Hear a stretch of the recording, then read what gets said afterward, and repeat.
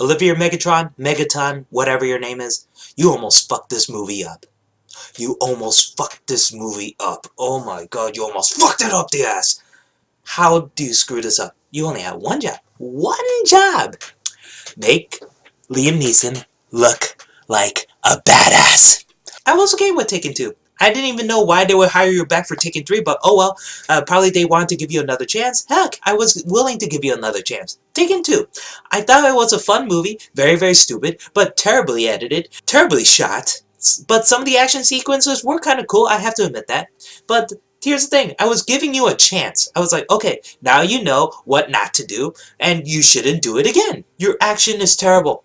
The directing's terrible. It's shot terribly. It's framed terribly. The action is choreographed. You know, the fisticuffs is choreographed terribly. Sometimes I couldn't even tell what the hell is happening.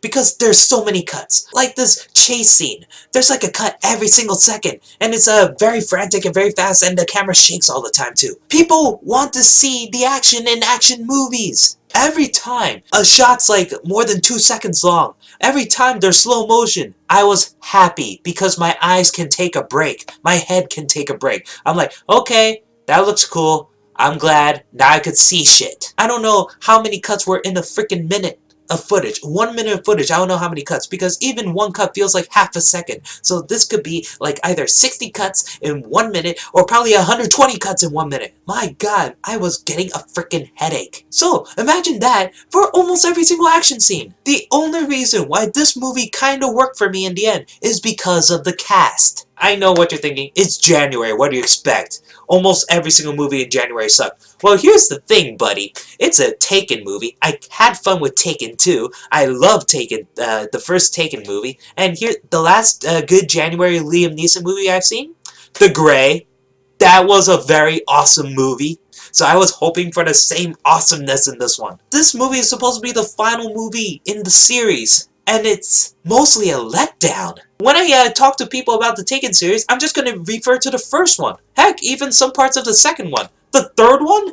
I'm just going to say all the stupid shit that's in the third one. And one of them includes bagels. It involves bagels. Alright, before I get into spoilers, I'm going to say what's good. Liam Neeson is back. He's a badass. He kicks ass. His scenes with Kim, though, they were very good. They were heartwarming. I really liked them. And yeah, even though the beginning part of the movie was kind of slow, at least it shows that Kim is evolving as a character. She's growing up, and I really like that. She's not the same teenager from the first movie, and she's not like the teenager with post-traumatic stress disorder in the second movie. No, she's growing up. She realizes that she has to be an actual woman now, and she has to face the real world, so I really, really like that. Fuck Mae Janssen, who plays Lenore again. She's only in the movie for 5 minutes, and basically she's there to look pretty, and because she's from the previous 2 movies, of course, she just shows up for a cameo. And that's basically it, just a cameo, because everyone's seen the trailer, you know that she dies. So yeah, that's it. Forrest Whitaker. He was awesome in the movie. I really liked him. Even though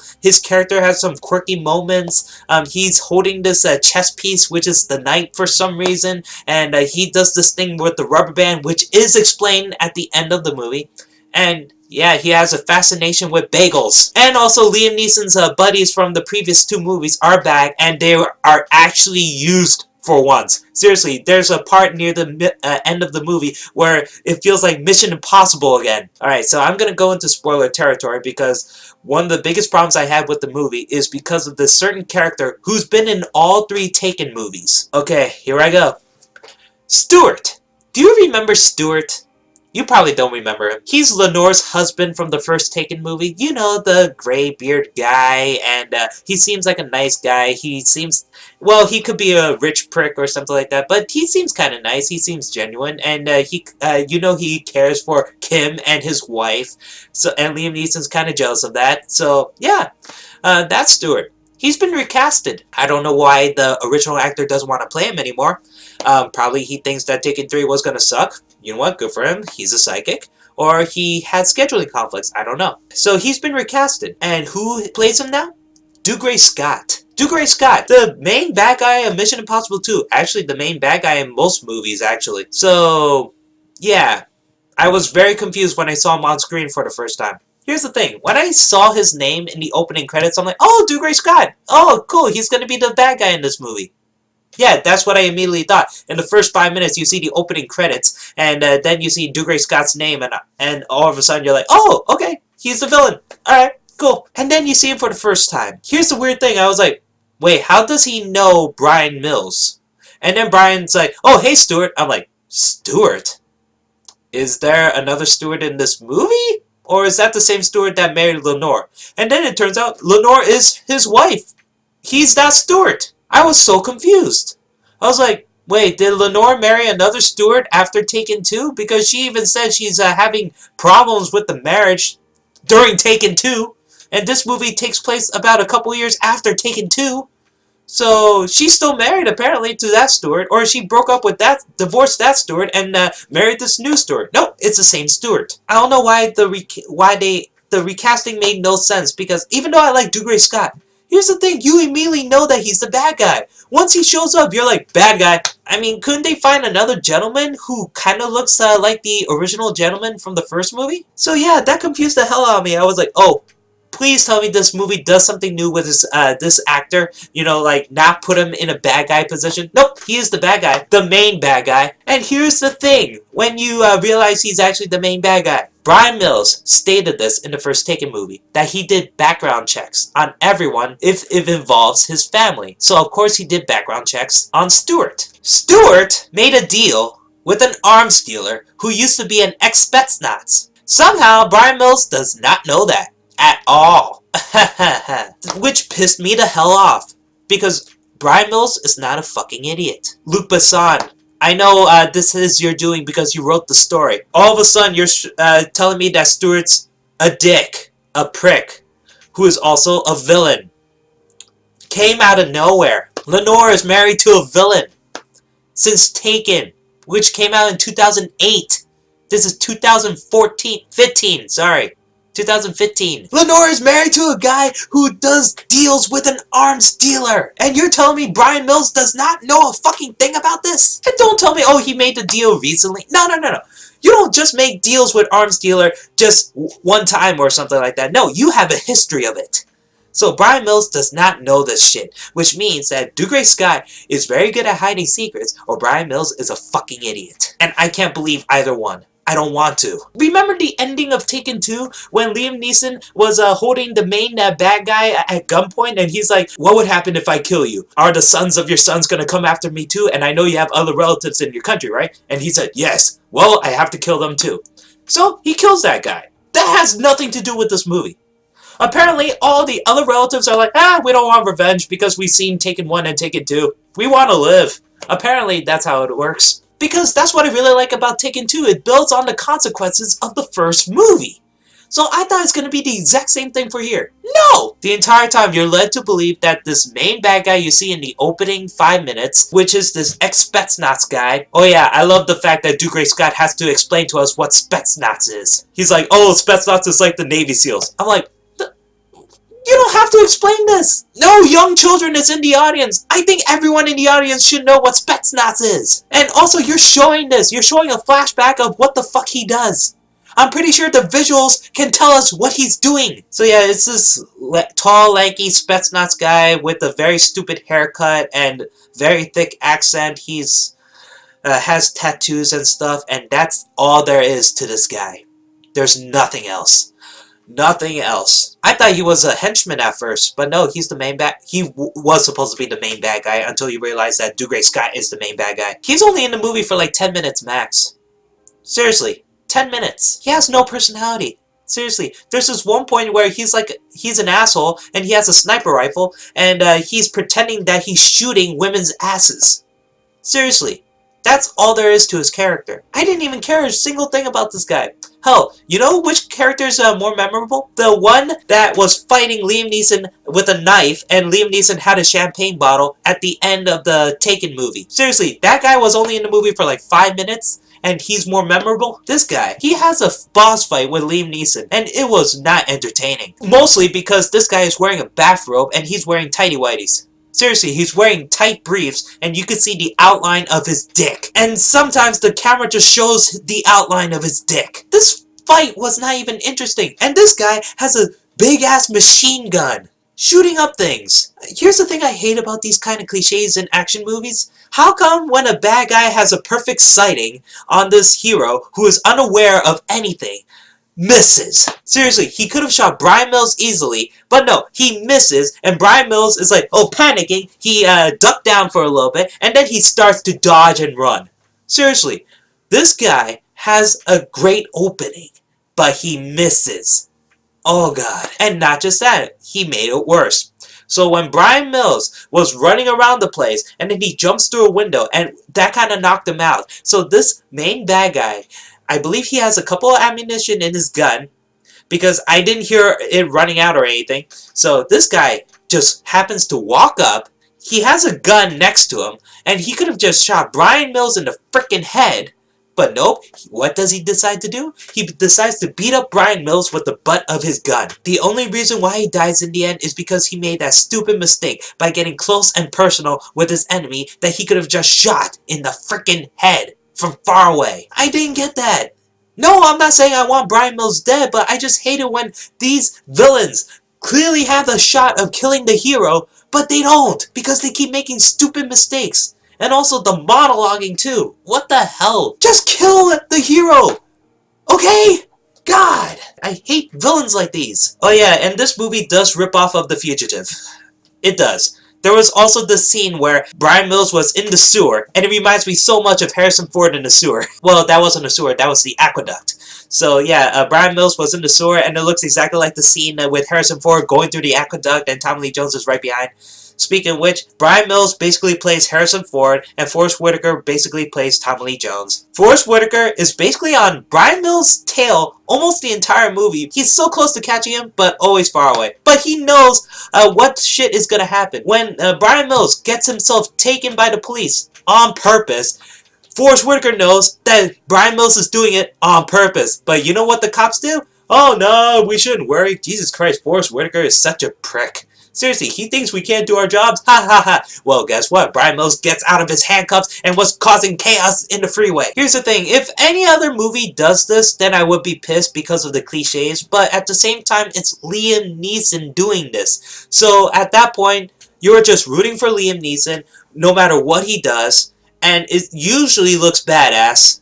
And he says some badass lines too. I love this one part where he tells the cop to pull over and get out of the car and give him the gun, give him the radio, and something else. I totally forgot what the third one is. But the cop guy is like, we're gonna take you in eventually. And the guy's like, oh, don't be such a pessimist. So every time someone gets shot in the head, it just immediately cuts away or cuts to something else. And it's just so distracting because sometimes you can't even tell if they're actually shot in the head, shot in the foot, shot in the stomach, or whatever. You just see dead bodies, but you can't even tell if they're dead or just sleeping or unconscious. So yeah, compared to the previous two movies, the body count in this is very low.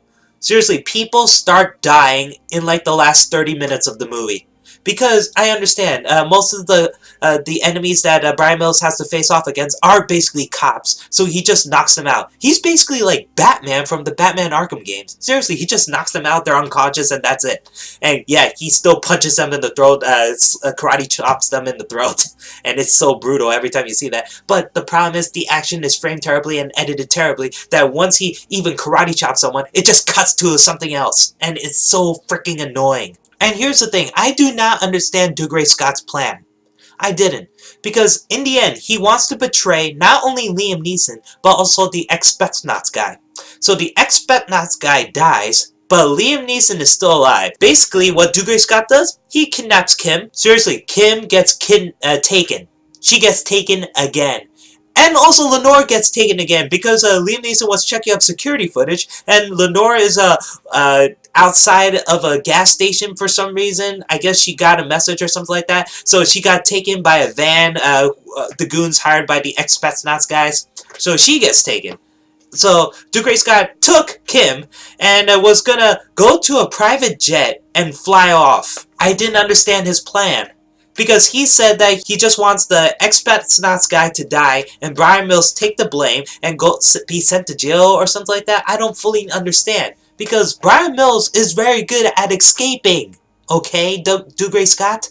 You know this! I don't know why he thinks he has an advantage over Brian Mills. Brian Mills told everyone, if you threaten to hurt my family, I will look for you, I will find you, and I will kill you. And he's been very good at that. Seriously, we have this chase scene where Brian Mills is in the Porsche and then he rams into the private jet. I gotta admit, the setup for this was kind of cool, and when he hit the jet, it was kind of awesome.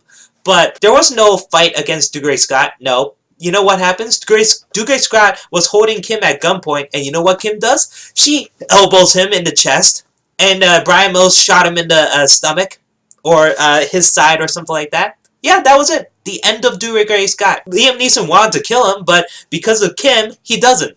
And that's basically it. Right after this, you see the same port from the Taken 2, I believe. It was the ending of Taken 2 when they were all having ice cream. It was him, Lenore, Kim, and Kim's boyfriend. And yeah, that was the ending of Taken 2. Yeah, almost the same thing in Taken 3. They're just talking about the baby and for like a minute, and that's it. Directed by Olivia Megaton. I gotta admit though, the airplane scene kind of reminded me of the ending to Max Payne 3. And I was like, okay, that reminds me of Max Payne 3. That's kind of cool. That was it. I was like, wow, that was a terrible, shitty ending. Seriously, this movie is supposed to be the end movie to this franchise. And you know what I said after walking out of the theater? I want another one. Seriously, that's what I said. I want a Taken 4. I do not want to believe that Taken 3 is the final movie for this franchise. Because that was shitty then. Seriously, that was a shitty ending. I just want a good third movie. That's why I want Taken 4, because I feel like this is not the movie I want. This is not the movie that fans deserve. Fans deserve better than this. And yeah, there were some good things about the movie. There was a nice callback to the previous Taken movies where Liam Neeson would say, I will find you, I will look for you, and I will kill you. He says this to Dougray Scott near the end. He's like, I will look for you, I will find you, and we both know what will happen after. That was a hilarious line. So that's Taken 3, the final movie in the Taken franchise, which should have been better, but it isn't. Like I said, most of the movie works because of Liam Neeson and Maggie Grace. I thought the heartwarming moments between them were very, very good. Lenore was serviceable. Forrest Whitaker was pretty cool as the detective, who is smart but has some quirky lines. Oh yes, speaking of which, the rubber band, I understood that in the end. I'm like, okay, I'm okay with that, but what's with the chest piece? I didn't get that. And his fascination with donuts. Seriously, his final lines involved donuts. I understood everything because of the bagels. The bagels were warm. They're fresh. So I figured, what kind of man would bring home fresh bagels and murder his wife? His ex-wife. I was like, a psychopath? What does that have to do with anything? Seriously, the bagels, what? That made no sense to me whatsoever. That line, that was just a whole lot of stupid. I wanted to really like this movie. I really wanted to. Hell, this movie makes Taken 2 look so much better. Seriously. But no. The action is really terrible in most parts. The scene where Brian Mills was with the defibrillator and he was electrocuting both guys, that was cool. He blew up an elevator shaft of this parking garage. It looked awesome, but at the same time I'm like, wow, did Brian Mills even plan that? Seriously, there's a huge-ass explosion in the elevator shaft. Apparently no one got hurt, and there's a very stupid line from Kim. It's not Maggie Grace's fault. This line was really, really stupid. It's when Maggie Grace was trying to tell her father that she's pregnant, but there's this kid who's making quite a disturbance right behind Liam Neeson, and for some reason spaghetti's fallen to the floor and the kid was jumping up and down, and Liam Neeson's like, oh, in a few years that kid's gonna be terrible news. And Kim was like, yeah, Dad, there's something I gotta tell you. And Brian Mills was like, what, Kim? And she's like, I'm thinking about adopting a puppy. Yeah, everyone in the theater was like, what? Wow, that was stupid. And also, Brian Mills thought that she was telling the truth. This guy, who can tell if a person is lying or not, for some reason can't tell if his daughter is telling the truth. Ugh, God. A puppy, apparently. So Brian Mills was like, well, you gotta think hard because this is a very important decision you're gonna make because with your lifestyle and you're going through college, listen, taking care of a dog is gonna be as tough as taking care of a kid. And Kim is like, Dad, you shouldn't have said that. So yeah, eventually Brian Mills know that Kim is pregnant, and she said it at the most awkward time also. But I love the reaction when Brian Mills sat down on the toilet seat, and Kim is like, "Dad, are you okay?" And he's like, "I'm fine. I'm just low on blood sugar. I really did not eat anything since yesterday." Yeah, speaking of which, seriously, because there's no nighttime shots, barely any nighttime shots in this movie, I don't even know if a day passed or not. It feels like it took place in the same afternoon. Because ever since Brian Mills is on the run, there were no nighttime shots. Nada. They're all in the daytime. And Brian Mills is like, "Oh, I have to check on my wife's funeral." I'm like, "Wait, what?" And then he's like, "Oh, I gotta check up Kim at the school." I was like, "Is this right after the funeral?" I'm so confused. How many days passed by? There's no hint or anything. Seriously, that pissed me the hell off. Yeah, there were a couple nighttime shots, but that's in the beginning of the movie. When Brian Mills is on the run, they're all daytime. All of them. I don't know if it's on the same day, or a week, or a month later. Because Lenore dies, and then all of a sudden, 30 minutes later, there's a funeral. What? I didn't get it.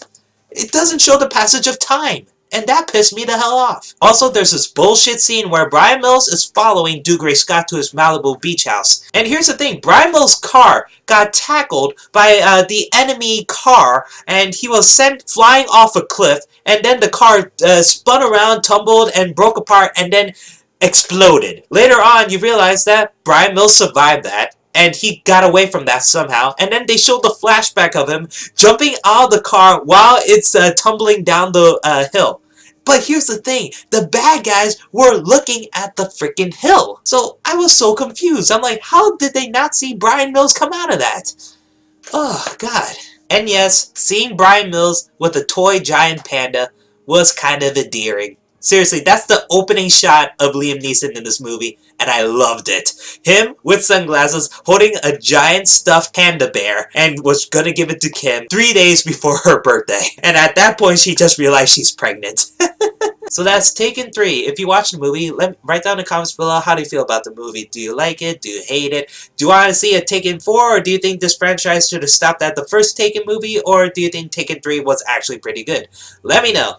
If you like this video, guys, please click the like button. If you'd like to subscribe, that's an annotation here for subscribing. So until next time, guys, see you later, and thank you for watching.